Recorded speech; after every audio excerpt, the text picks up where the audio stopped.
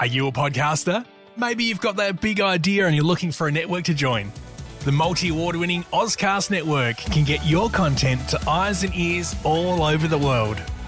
Join now for the first month free, and you could be featuring this sound at the beginning of your podcast. Ozcast. Simply head to ozcastnetwork.com for details. Ozcast.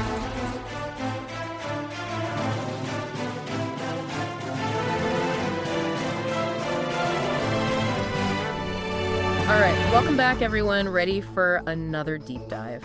Always. Okay, so today things are, well, they're pretty high stakes. We're looking at the situation developing between the U.S. and Ukraine. President Zelenskyy is actually in Washington right now. Wow. Yeah, and he's meeting with President Trump, and they're going to maybe sign this major deal. It would give America access to, get this, Ukraine's mineral resources. Interesting. You know, Trump's already saying this thing's going to be worth hundreds of billions of dollars for the U.S. Really? Yeah, potentially like 4 times more than all the military aid we've already sent to Ukraine. But here's the big question we're going to dig into. Okay. What does Ukraine get out of this? Especially, you know, when it comes to protection from Russia. Right, yeah, that's the big question, isn't it? Security is everything for them right now. Absolutely. It's really interesting how we're seeing these two things, economics and security. They're so intertwined, it could really reshape the geopolitical landscape, you know? Absolutely. And so let's start with this mineral deal itself. Trump is talking about, what, over $350 billion in value for the U.S.? And he's even saying, you know, it's like, we're getting our money back for aid we've already sent to Ukraine. But to be honest, the details are still pretty vague. Yeah. Like, what are we actually getting, you know? And what are the strings attached? You know how crucial rare earth minerals are, right? Oh, yeah. I mean, they're in everything. Smartphones, advanced weaponry, everything. And right now, China, well, they basically control the global supply chain. This deal, it could shift that balance, you know, give the U.S. a real advantage strategically. But of course, then that raises questions about how China might react to that. Exactly. And what about the environmental impact? I mean, huge mining operations, they can have some serious consequences. Are there, like, safeguards in place to protect Ukraine's environment? You're right. That's a really important point. Ukraine's environmental track record, well, it hasn't always been the best. So any agreement, it has to include some strong environmental protections, Yeah. you know, to really mitigate potential damage. Now, on the other side of all this, we have President Zelenskyy. And he's understandably way more focused on Ukraine's security than, you know, the financial parts of this deal. He's been very clear, no security guarantees from the U.S., no real peace. Yeah, he's in a tough spot.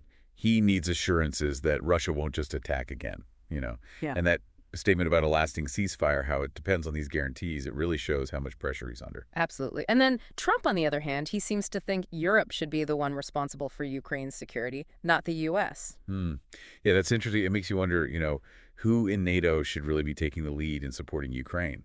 The U.S., historically, they played a huge role, but now it seems like there might be a shift in responsibility. And the U.K. and France, they have said they'd be willing to deploy peacekeepers. That's something, right?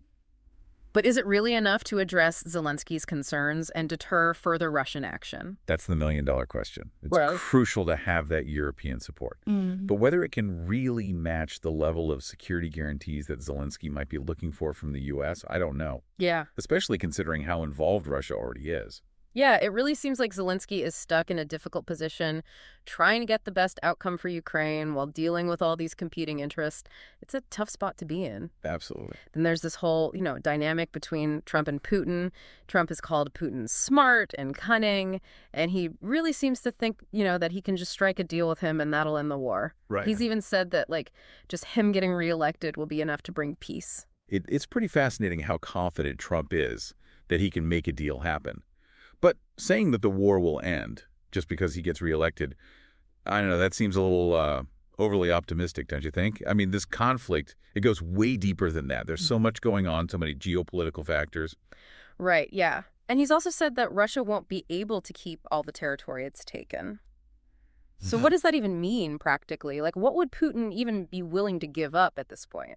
That is the million-dollar question, isn't it? Trying to define what a good deal looks like here. It's so difficult. You have so many different people involved, so many stakeholders, and what they want, well, it's totally opposite a lot of the time. And we can't forget about Putin's own, people back home. If he looks weak, that could be really bad for him politically. Okay, speaking of how things look, can we talk about that AI video Trump shared on social media for a second? The one with, Yeah, the one with the rebuilt Gaza and, like, golden statues of Trump. Yeah. I mean, it just felt so out of touch with everything that's going on in the Middle East. It is. It's a very jarring image. The White House is saying Trump didn't actually make the video, but he still chose to share it, right? Yeah. And I think that raises some questions. It could look like he has a very simplistic view of what's happening in the region, maybe even insensitive. Yeah, it definitely makes you wonder how much he actually understands about the situation and how serious he really is about, finding a peaceful solution. Absolutely. At the end of the day, actions speak louder than words. And this could hurt his credibility, on the world stage, especially for the people who are actually living through this conflict. Right. And meanwhile, there's all this, diplomatic stuff happening behind the scenes. Keir Starmer, the UK Labour leader, he's meeting with Trump before Zelenskyy gets there. And they seem to agree on at least one thing. Europe needs to step up and do more to help keep Ukraine safe. That's interesting. It's a tricky situation for Starmer, He wants to support Trump's idea of Europe getting more involved, but he also has to make it clear that Ukraine needs to be a part of any decisions about its own future. Yeah, he can't just disagree with Trump about Europe's role, but he also can't leave Zelenskyy out of the conversation. Exactly. It shows how hard it is to navigate all these relationships. And remember, this is just one part of it. They'll be talking about all sorts of things. The Middle East, trade deals, maybe even tariffs on British goods. Wow, so much going on. We have this huge deal being negotiated, a really unpredictable global situation, and a ton of diplomatic back and forth happening. It's a lot to take in. So where does this leave us? We got this potentially massive mineral deal, could really shake things up globally, maybe give the U.S. an edge over China. Yeah, but I mean, at what cost? Yeah. Is Ukraine really being treated like an equal partner here? Or are they just being seen as a place to get resources from?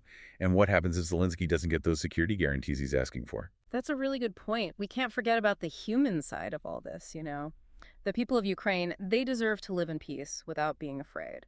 This deal, it could bring them some much-needed economic help, but not if it means putting their safety at risk. And this could have a big impact on, how the U.S. and Europe relate to each other. If the U.S. is saying they don't want to be so involved in keeping Europe safe anymore, who's going to step in? Will Europe be able to work together and give Ukraine the support it needs? Or will this just cause more problems within NATO?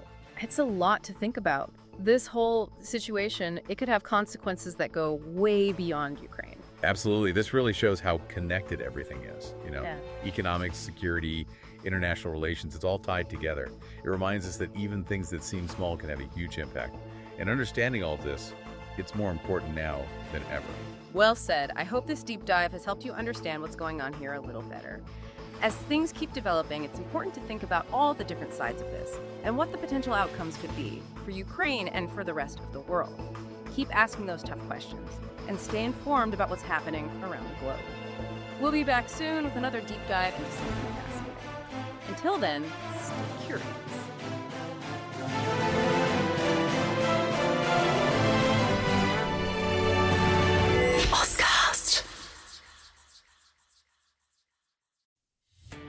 Are you a podcaster?